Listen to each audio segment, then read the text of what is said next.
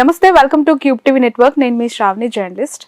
ఇప్పుడు నా ముందు కూర్చున్న వ్యక్తి గురించి మీకు ఏమని పరిచయం చేయాలో నాకు మాటలు రావట్లేదు. ఎందుకు అనంటే అతని ఇంటర్వ్యూలు డిజిటల్ ప్లాట్ఫామ్లో కొన్ని కోట్ల వ్యూస్ని సొంతం చేసుకుంటున్నాయి. అసలు ఆయన ఏం చెప్తున్నాడు, ఆయన ఏమి తెలియని విషయాలు బోధిస్తున్నారు, ఎందుకు అంతలాగా దట్టు యంగ్ జనరేషన్ ఎందుకు అట్రాక్ట్ అవుతున్నారు అని చెప్పి ఒకసారి తొంగి చూస్తే మనకి తెలియని చరిత్ర, మనము నేర్చుకోవాల్సిన చరిత్రలోని అనేక అంశాలు తను ప్రస్తావిస్తూ ఉన్నారు. నిజంగా ఆయన మాట్లాడుతూ ఉంటే ఎన్ని గంటలైనా సరే అలా చూడాల్సిందే, కళ్ళు తిప్పకుండా వినాల్సిందే అనే విధంగా ఉన్నాయి ఆయన ఇంటర్వ్యూస్. నిజంగా వారిని ఏమని పిలవాలో కూడా నాకు అర్థం కావట్లేదు. లేట్ చేయకుండా మీకు ఇంట్రడ్యూస్ చేయబోతున్నాను. నమస్కారం, మదన్ మోహన్ గుప్తా గారు. మదన్ గుప్తా గారు ఇలా కూర్చొని మీరు లెసన్ చెప్తూ ఉంటే వినాలి. షిరిడి సాయిబాబాకి సంబంధించి ఎప్పటి నుంచో వివాదం, ఆయన ముస్లిం అని, ఆయన హిందూ అని, ఆయన దేవుడే కాదని, అసలు ఒక మాట చెప్తానంటావా? నేను ఒక కబీర్ దోహా చెప్తాను. జాతిన పూచో సాధుకి పూచి లీజీ ఏక్ నాన్, మోల్ కరో తర్వారుకా పడా రెహను దో మ్యాన్. నువ్వు హైదరాబాదీవే కదా, అర్థం కాలేదు చెప్తాను. నువ్వు కత్తి కొనడానికి పోయావు, కత్తి పెట్టేటటువంటి వర బాగుందా లేదా అని చూస్తావా, లేకుంటే కత్తి పదునుగా ఉందా లేదా చూస్తావా? కత్తి పదునుగా ఉందా లేదా అనే చూస్తాం. అట్లాగే ఒక సాధువుని గురించి ఆలోచించేటప్పుడు అతడు ఏ జాతి వాడు, వాడి పుట్టుకేంది, వాడి పెరుగుదలేంది, ఇది కాదు. వాడి దగ్గరికి వెళ్ళినప్పుడు వాడు ఏం జ్ఞానం సంపాదించాడు, ఏ సాధన చేశాడు, ఇటువంటి శాస్త్రాలని చదివాడు, ఇది తెలుసుకోవాల్సింది. అతనికి ఉండే నాలెడ్జ్ నీకు కావాలా, అతని పుట్టుకతో నీకేం పని? ప్రత్యేకంగా హిందువులు సనాతన ధర్మాన్ని పాటించేటటువంటి వాళ్ళు సాధువుకి హైయెస్ట్ రెస్పెక్ట్ ఇస్తారు. వివేకానందుడు అంత గొప్పవాడు ఎందుకయ్యాడమ్మా? ఒక కాషాయం కట్టుకుని వస్తే వాడికి పెద్ద పెద్ద కోటీశ్వరులు కూడా నమస్కారం చేస్తారు పాదాలకి. సో సాధుత్వానికి ఉండేటటువంటి విలువ అది, అర్థమవుతుందా? ఇక ఇప్పుడు షిరిడి సాయిబాబా దేవుడా కాదా? దేవుడా కాదా కాదు, ముస్లిం అని కొంతమంది, హిందూ అని కొంతమంది. ముస్లింల్లో సాధువులు లేరా? ముస్లింల్లో గొప్పవాళ్ళు లేరా? ముస్లింల్లో సాధన చేసినటువంటి వాళ్ళు లేరా? బట్ వాళ్ళు ఎక్స్పోజ్ అవ్వరు. ఎందుకు కాదమ్మా? ఇప్పుడు సాయిబాబా ఎక్స్పోజ్ కాలా? ఇప్పుడు ఆయన ముస్లిమే, ఆయన ఫకీరే, ఆయన ఎక్స్పోజ్ కాలా? సాధువుల్ని గౌరవించడం ఈ దేశపు ఆచారం. అమ్మాయి, ఎన్నేళ్ళు ఉంటావమ్మా నువ్వు ఇక్కడ? ఖచ్చితంగా వెళ్ళవలసిన వాళ్ళమేనా కదా? ఏదో ఒక రోజు వెళ్తాం, ఏదో ఒక రోజు వెళ్తాం. ఆ కొద్ది కాలాన్ని నువ్వు ఇంత తపన, ఇంత ఇది ఎతుకులాట, ఇవన్నిటితో నీ కాలాన్ని వృధా చేసుకోకుండా నువ్వు చేయాల్సిన ధర్మం, నువ్వు చేయాల్సినటువంటి కర్మ, నువ్వు చేయాల్సినటువంటి కర్తవ్యం, వాటితో నువ్వు ఫిక్స్ అయ్యి ఉండి నీ కర్తవ్యం వైపు, నీ ధర్మం వైపు, నీ మోక్ష సాధన వైపు నడిస్తే అసలు నీకు ప్రశ్నలు ఎందుకు వస్తాయమ్మా? నీకు ఒక అద్భుతమైనటువంటి శక్తి ఉంది. ఆ శక్తిని మనం గమనించడంలా. ఏమిటాయి ఆ శక్తి అని అంటే, నీ బ్రెయిన్ ఎంత అద్భుతమైనటువంటి ఇదో చూడు.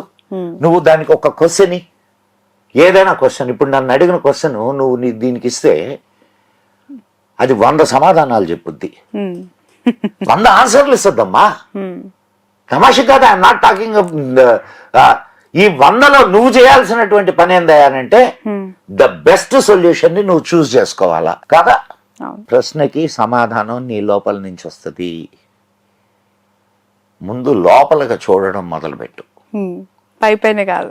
పైపైన చూస్తే నీకు అర్థం కాదమ్మా. ఇప్పుడు ప్రపంచం అనేక వివిధత్వాలు కలిగినటువంటి ప్రపంచం. నువ్వు దేన్ని తీసుకుంటావు? ఇప్పుడున్న కరెంట్ సినారియోస్ మీరు అబ్జర్వ్ చేస్తే లాస్ట్ ఒక 10-15 ఇయర్స్ నుంచి మనము జరుగుతున్న మేజర్ ఇష్యూస్ ఇండియా వైడ్గా చూస్తూ ఉన్నప్పుడు ఎక్కడైనా పాలిటిక్స్ రిలీజియన్స్ క్లబ్ అయ్యాయి అవుతున్నాయి అని అనిపించిందా? అవుతున్నాయి కదమ్మా, ఇప్పుడే కాదమ్మా. నీకు మన ఇండియా ఇప్పుడంటే ఒక రెండు వర్గాలుగా విడిపోయిందా, విడిపోబోతోందా, విడిపోతుందా? విడిపోయింది కంప్లీట్ గా. కంప్లీట్ గా ఒకటి ముస్లిం లీగు, ఇంకోటి హిందూ. నీకేమి సందేహమే అక్కర్లా.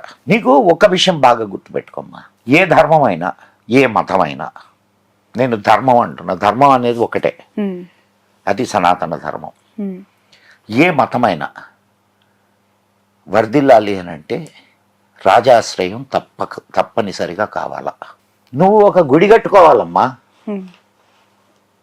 నువ్వు గుడి కట్టుకోవాలి అని అంటే నీకు స్థలం కావాలనా? ఎవరు ఇవ్వాలా? గవర్నమెంట్ దగ్గరికి వెళ్ళావు, అయ్యా నా గుడి కట్టుకుంటానయ్యా, కాస్త స్థలం వేయండి.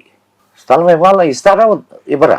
పేరుకు సెక్యులర్, కానీ హిందువులకి హిందువు మాత్రం సెక్యులర్గా ఉండాలా, తక్కిన వాళ్ళు సెక్యులర్గా ఉండకూడదు. అది ఈ దేశపు విధానం, ఈ దేశపు రాజకీయ నాయకుల విధానం. హిందూ మాత్రం సెక్యులర్గా ఉండాలా. ఒక ముస్లిం కానీ ఒక క్రిస్టియన్ కానీ వాళ్ళు సెక్యులర్గా ఉండాల్సిన అవసరం లే. దీన్ని సమర్థిస్తావా నువ్వు? అంటే ఈ పర్యవసానాలు ఎలా ఉండబోతున్నాయి? ఏమవుతాయి? ఇంతకుముందు జరగలేదా? 1946లో 47లో జరిగినటువంటి మానవ హననం ఏమిటి? అర్ధరాత్రి స్వాతంత్రం అనే ఒక పుస్తకం ఉంది, మిడ్ నైట్ ఇండియా. నేను విన్నాను, చదువు. బట్ ఈ రిలీజియన్ ఓరియంటెడ్ పాలిటిక్స్ ఫ్యూచర్ ని ఎలా డిస్ట్రాయ్ చేయబోతుంది? ఎస్పెషల్లీ యూత్ పాయింట్ ఆఫ్ వ్యూలో వాళ్ళు ఎంత జాగ్రత్తగా ఉండాలి, ఎంత అలర్ట్ గా ఉండాలి? Religion see here don't compare the religions with the ధర్మ. Dharma is entirely different and religion is entirely different. Dharma is the nature. Okay. Religion is your belief. True. ఇక్కడ సనాతన ధర్మంలో నుంచి కొన్ని రిలీజియన్స్ వచ్చినాయి, అండ్ ఎక్కడి నుంచో కొన్ని రిలీజియన్స్ ఈ దేశంలోకి వచ్చినాయి. అడాప్ట్ చేసుకోలేదు, రుద్దబడ్డాయి. అవునా కాదమ్మా? సి మనం పదాలు వాడేటప్పుడు కూడా చాలా జాగ్రత్తగా వాడాలి. రుద్దబడ్డాయి. ఎవడమ్మా క్రిస్టియానిటీని తీసుకునేది?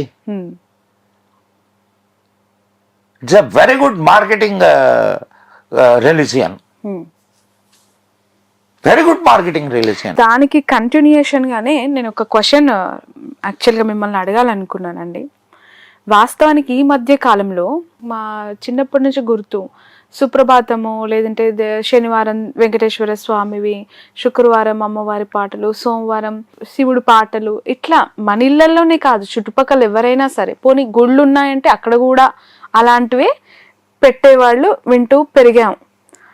చర్చుల్లో సుప్రభాత తరహాలో ఒక బైబిల్ సూక్తి, అమ్మవార్లు అక్కడుండే అమ్మవార్లకు, మన అమ్మవార్లకు చేసే అలంకరణ లాంటి అలంకరణలు, మన కట్టిన గుళ్ళ లాంటి చర్చులు, అంటే ఆకారాలు, ఇవి ఎందుకు చూస్తున్నాము?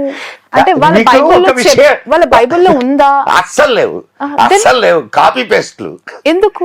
ఏమొస్తుంది? నీకు ఒక విషయాన్ని బాగా అర్థం చేసుకోమ్మా, వాళ్ళెవరు చేసేవాళ్ళు ఎవరు అక్కడ? ఇవన్నీ చేసేవాళ్ళు ఎవరు? నీ వాళ్ళు, నీ ధర్మంలో నుంచి వెళ్ళిన వాళ్ళు. ఎందుకు వెళ్తున్నారు చెప్తాను. Why they are addict? Because of the marketing. Okay, because of the marketing strategy. ఇప్పుడు నీకు చెప్పాను కదా ఇందాక, ఆధ్యాత్మిక తపన ఒకటి ఉంటది, అది ఇక్కడ తీరలా. అక్కడ వాళ్ళకు కంటిన్యూగా వాళ్ళని బ్రెయిన్ వాష్ చేసేటటువంటి ఒక సిస్టమ్ ఉంది, అడాప్ట్ అయ్యారు. అయినప్పటికీ ఇక్కడ ఉండేటటువంటి కల్చర్ ని వాళ్ళు వదులుకోలేకుండా ఉన్నారు. ఓకే, బాగా అర్థం చేసుకో. అది కావాలనిపిస్తుంది కానీ దీన్ని వదలాలనిపించట్లేదు కదా. బట్ అది కంటామినేట్ అవుతుంది కదా, పొల్యూట్ అవుతుంది. అంటే మన రోజులకి నేను చెప్తాను, నేను ఇప్పుడు నీకు నువ్వు ఇందాక అన్నావు ఆయన సాయిబు కదా అని. ఎవరు? సాయిబాబా. ఇప్పుడు నువ్వు కొన్ని గుళ్ళల్లోకి వెళ్తే కృష్ణుడు, రాముడు, శివుడు వరుసగా ఆలయాలు ఉంటాయి. ఆ పక్కన ఇంకొకటి సాయిబాబా ఆలయం కూడా ఉంటుంది. అంటే అట్లా ఇంకొద్ది రోజులకు పోతే క్రీస్తు బొమ్మ కూడా పెడతారు, మేరీ మాత, క్రీస్తు బొమ్మ పెడతారు. ఇప్పుడు నీకు ఇక్కడ విజయవాడలో గుణదల అని ఉంది, అవును, అక్కడ రథోత్సవాలు జరుగుతాయి.